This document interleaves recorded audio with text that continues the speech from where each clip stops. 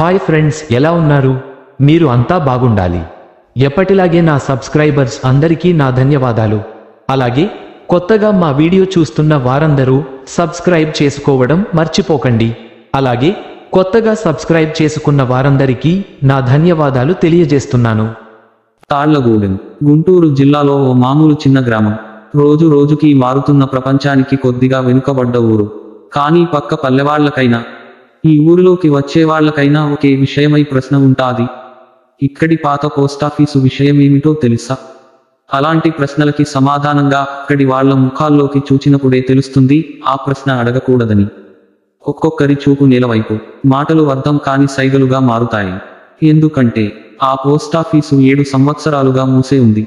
కానీ ఒక్కరోజు మాత్రమే, ఆగస్టు 16 తెల్లవారకముందే ఆ తలుపు తానే తలుచుకుంటుంది. కీచన్న శబ్దంతో పాత తలుపు నెమ్మదిగా తెరుచుకుంటుంది. ఎవడో లోపల నుండి నెమ్మదిగా తెరిచినట్టు, బయటకు ఏదో చూసేలా తెరుచుకుంటుంది. వాటిని చూడగానే ఊరి వాళ్ల గుండెల్లోంచి ఒక చలనం వస్తుంది.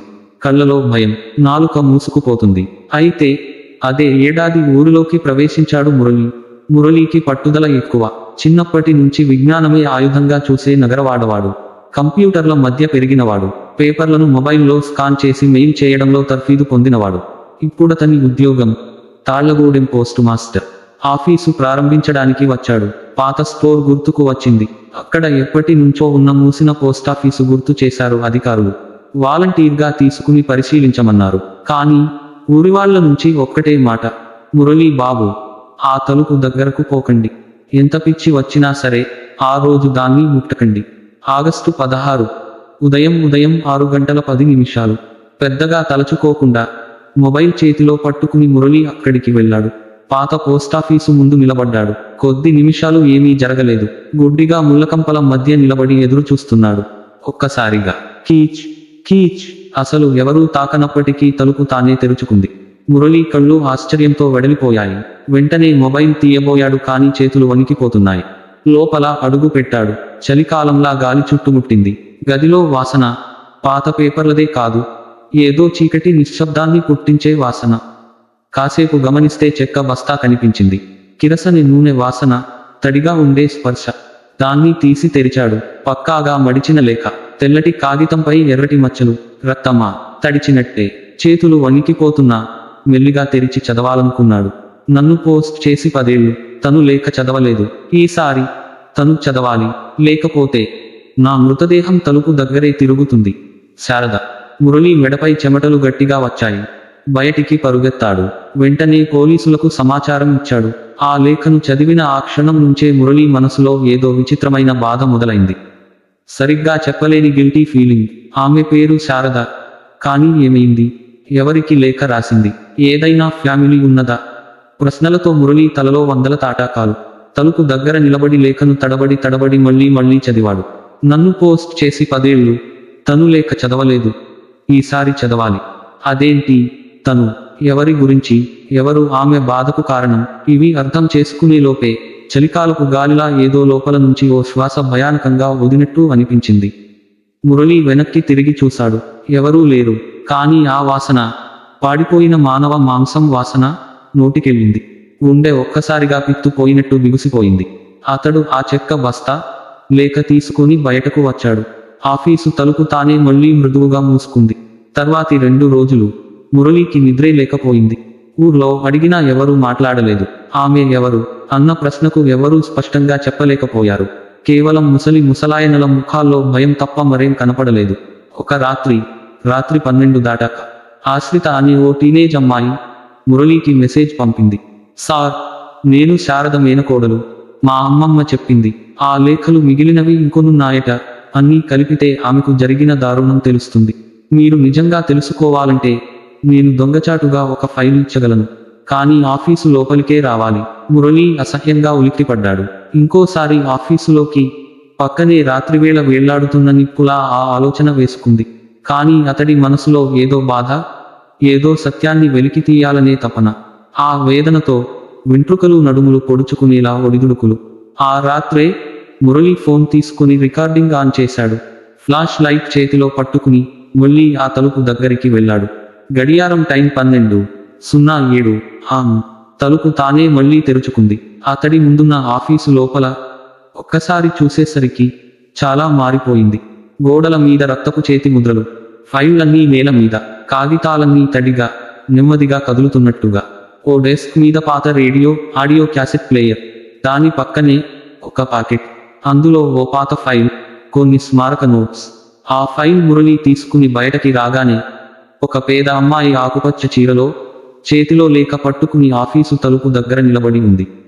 కళ్ళలోకి చూస్తే కంటిలో నీరు, కానీ మునుపెన్నడూ చూడనట్టుగా కళలు లేని కళ్ళు, బ్లాంక్ ఐస్. ఓ పాత పూజారిని ముఖం వేసుకుని, ఆమెలో భయం లేదు, బాధే ఉంది. లేఖ చదివావు కదా, కానీ పంపలేదుగా అన్నట్టు ఆ కళ్ళలో ఆవేదన. మురళి చేతిలోని ఫైల్ పైన ఎర్రగా లేఖ రాసింది. ఇంకా 3 లేఖలు మిగిలాయి. అన్ని పూర్తవుతేనే నాకు శాంతి, లేదంటే నీ చేతులు కూడా రక్తపు లేఖలనే రాస్తాయి. మురళి గుండె లోతుల్లో పడిపోయినట్టు కళ్ళు మూసుకున్నాడు. వెళ్తే ఊరిలో తన మీద భయపడే ప్రజలు, ఇంట్లో తలుపు దగ్గర నిలబడి తడిగా వాపోయే శబ్దాలు. రాత్రంతా నిద్రలేక మేల్కొన్న మురళి వేకువజామునే ఆ ఫైల్ తెరిచి చూడడం ప్రారంభించాడు. పసిపిల్ల చేతివ్రాతలా, కానీ అందులో వెనుక దాగిన బాధలు చదువుతుంటే ఒళ్ళు వణికిపోయింది. ఒక లేఖలో ఇలా ఉంది: ఒక్కసారి చెబితే నమ్మలేదు, 2 సార్లు కౌగిలించుకున్నాడు, 3ఓసారి పిలిచింది నా మృత్యువు. ఆ వాక్యం తరువాత ఇంకేమీ రాయలేదు. కాగితపు అంచులు చినగిపోయి తడిపోతే రక్తం తడిపినట్టుగా మెరుస్తున్నాయి. మురళి ఒక్క నిమిషం పాటు నిశ్చలంగా కూర్చున్నాడు. లోపల అబ్బురం, బయట భయం. ఆ ఫైల్లో ఉన్న మరో 4 పేజీల డైరీ నోట్స్లో వాళ్ళు నన్ను చంపే ముందు అని మొదలయ్యే లైన్ పైనే 3 రక్తపు విందులు. వాళ్ళు ఎవరు? ఏమైంది ఆమెకు? ఎందుకు ఆమె ఆఫీసు తలుపు ముందు నిద్రలేని కళ్ళతో గుండు కొడుతోంది? అతడికి ఇప్పుడు ఒక్కటే పని, ఆ మిగిలిన 3 లేఖలు వెతకడం. ఆమెకు న్యాయం జరగాలంటే ఆమె పూర్తి నిజం వెలుగు చూడాలి. రేపటే సెలవు వేసుకుని ఊరిలోకి తిరిగాడు. పాత పోస్టల్ సూపరింటెండెంట్ అని ఎవరో చెప్పిన ముసలాయన దొరికాడు. దాన్ని మురళి కలిసి విషయాన్ని వివరంగా చెప్పాడు. ఆ ముసలాయన గొంతు కంపించిపోయింది. కన్నీళ్లతో అన్నాడు: శారద ఓ ముద్దు మగువ తమ్ముడు కోసం పోస్ట్ ఆఫీసులో పని చేసింది. తన తమ్ముడికి లేఖ రాస్తూ చివరికి తన బాధల్ని దాచిపెట్టింది. కానీ ఆ ఊరు, ఆ మనుషులు, ఆమెను. అతడు అక్కడే ఆగిపోయాడు. మళ్ళీ ఒక్క మాట అన్నాడు: ఆమెను తిప్పి బావిలోకి వేశారు. అప్పటి నుంచి బావిలోంచే ఆమె అరుపులు వినిపిస్తున్నాయి. ఆ మాట వినగానే మురళికి మెడ వెనక వణుకు. ఆ బావి ఏంటో అడిగితే ఊరి చివర ఆలయానికి పక్కనే ఉన్న బావి అని చెప్పాడు. ఆ రాత్రే మురళి చేతిలో టార్చ్ వేసుకుని ఆ బావి దగ్గరకు వెళ్ళాడు. బావి నీళ్లు ఎర్రగా మెరుస్తున్నట్టు కనిపించాయి. మొద్దుబారిన నీటి మీద ఒక్క పేపర్ తేలుతోంది. ఆ పేపర్ పైన రాసింది: 3వ లేఖను తీయలేని వాడిని అయితే నువ్వు కూడా నాకు తోడు. అంతే. మురళి వెనక గాలిలో చలికి గుండె ఆగిపోతుందా అన్నట్టే అనిపించింది. ఒక్కసారి తిరిగి చూడగా శారద ఆమె ఆఫీసు తలుపు దగ్గర నిలబడినట్టే. అదే చీర, అదే ముఖం, కానీ ఇప్పుడు చెవుల దగ్గర నుంచి రక్తం కారుతోంది. ముఖం ఓ పక్షం మాడిపోయినట్టు. మాటలు రావు, కేవలం చూడడం మాత్రమే. నువ్వు మొదలెట్టేశా, ఇక ఆగలేవు అన్నట్టుగా ఆ కళ్ళు మురళిని గిలిగింతలు పెట్టేలా చూస్తున్నాయి. ఆ క్షణమే టార్చ్ ఆఫ్ అయింది. చీకటి, శ్వాస వేడిగా మారింది. బావి లోపల నీటిలో పట్టు పడిన చేతులు బయటికి లాగుతున్నట్టే అనిపించింది. కాళ్ళు కదలడం ఆగిపోయింది. గళం మీద ఎవరో చేతివేసి పిండేస్తున్నట్టుంది. అదే టైంలో ఆశ్రిత ఫోన్ చేసింది. సార్, జాగ్రత్త, బావి దగ్గరకు వెళ్ళకండి.